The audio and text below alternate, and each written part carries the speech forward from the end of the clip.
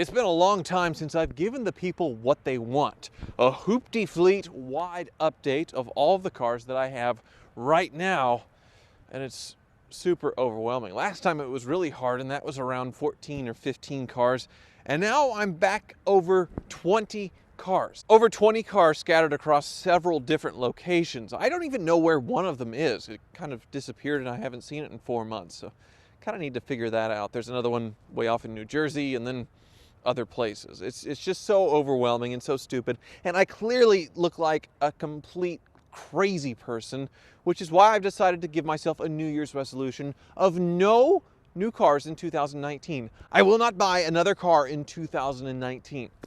Now, I'm sure a lot of you are wondering, does this mean Hoovies' YouTube channel is going to wither and die because it's built based upon buying a new car every month, or 2 or 3? And honestly, I don't know that answer, but one thing I do know is I'm not making any money. Despite making hundreds of thousands of dollars in YouTube ad revenue in 2018, a ton of money, I'm giving basically half of that to Uncle Sam, and then the other half goes to buying these cars, and then I lose money because I end up fixing them. And I really am going to try with this New Year's resolution. I'm not going to be like most people and buy a gym membership and then quit after 2 weeks because they're just so busy with pizza and Netflix that they can't get back in shape. No, I'm really going to make an effort. It's going to be a lot easier these first few months because I'm getting married later this week and then a 2-week honeymoon, and I have plenty of projects to sort out. Also, a new house with a garage edition. So I'm really excited to show you that coming up soon.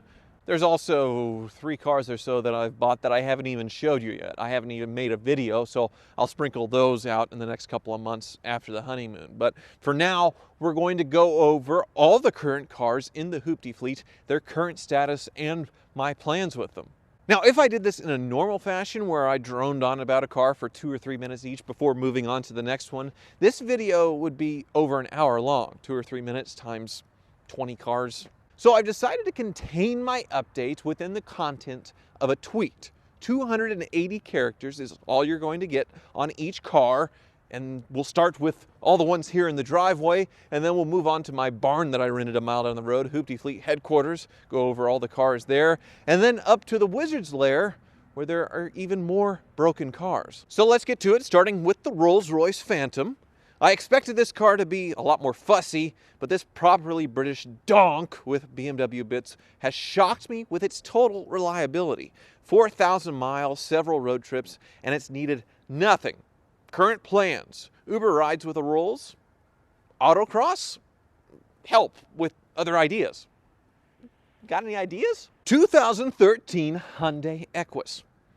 Okay, YouTube, are you drunk? How does a Hyundai get more views in a week than my Rolls-Royce video, the first one, in 6 months? It's cool and all, but what can I do with a Hyundai that goes really fast and massages you? Really fast and massages you. Hyundai that goes really fast and massages, I can't say massages, massages you. 1998 Aston Martin Db7. I love this car, and I love the whole Mr. Bond meets Mr. Bean thing, but it's currently too annoying to drive. The blower for the heater is making the most annoying noise in the world.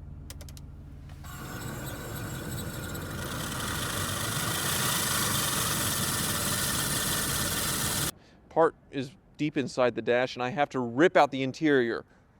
Ugh. 1995 Dodge Viper. Look at this roof. It's painted red. It's red. And I can actually see out of this thing now, so I don't die. Seeing out of your car is kind of important. Current needs: new tires and an alignment. Then maybe I can drive it more and probably crash it. 2008 Mercedes Slk55 Amg. Soon-to-be wife is very happy with her gift. I'm very happy. Currently trying to figure out how to sneak it out for a track day. I've broken every car I've taken on the track, so this will probably make the new wife very unhappy. Unbreakable engines, though. So that's the current home garage Hoopty fleet. They all started and lined up in this beautiful pose, which is great. I'm a little doubtful that all the cars are going to start over in my barn at Hoopty Fleet headquarters because they get used quite a bit less. Well, let's get over there and continue the tweet Hoopty Fleet update. It was a good idea in my head. Sorry if this is stupid. Well, it's a little bit full in here. And that's not just because of me. I'm storing 3 cars for my dad, including that Trans Am and the cop car, and then 3 cars for my buddy Bob, which is behind the Land Cruiser. Not supposed to see that yet. Yes, I have my bowl of keys here to start up a few, but I know this one will start. I have to move it every time I want to pull something out. 1999 Lexus Lx 470. I still drive it quite a bit, like I just said, despite it getting 2 miles per gallon after the lift and bumpers, and now negative 20 miles per gallon with a giant roof tint acting like a sail. And do I really say the word roof weirdly? Roof? Thinking I'll give away the roof tint, don't like camping. 1985 Mercedes 500 SL. I'm driving this car away on my wedding day in a few days, and it wouldn't start. Dead battery. Hopefully it starts. Kind of important. 1995 Mercedes C36 AMG. I barely drive this car anymore, but when I do, I really enjoy it. It also starts every time, so no drama either. Still get emails from people wanting to buy it, but nobody wants to pay the $5,000 that I paid for it. It's a matter of personal pride over dollar signs now. Yes. 2002 Porsche 911 Turbo. I still think the 996 chassis turbo is the best 911 in the world, and I've been using it as a driver even in bad weather.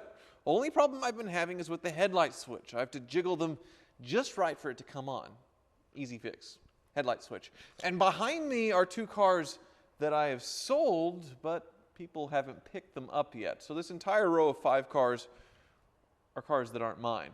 So yes, my M3 and my SL600 are gone, but there are several others that the Hoopty Fleet lost this year.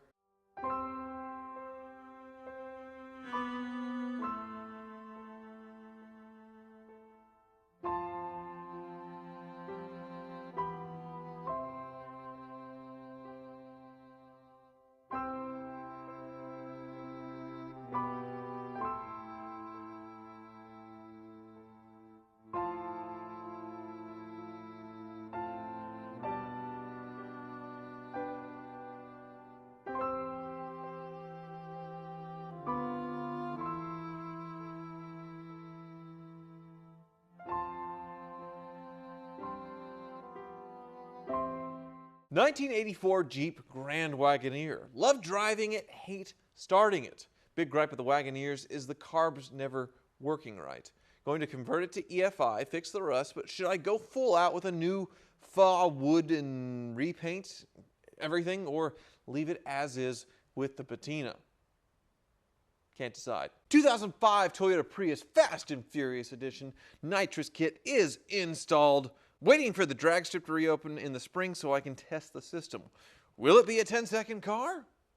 Certainly not. 1996 Buick Park Avenue Ultra. It literally has not moved in 6 months since I bought the Rolls-Royce Phantom. Ridiculous neglect on my part, so I should probably find another home for it. Didn't need anything when I parked it, so will it start after 6 months? Let's find out. How does this thing have battery power? Oh man. It's been entombed for 6 months. Wow, I guess The radio's right. Wow!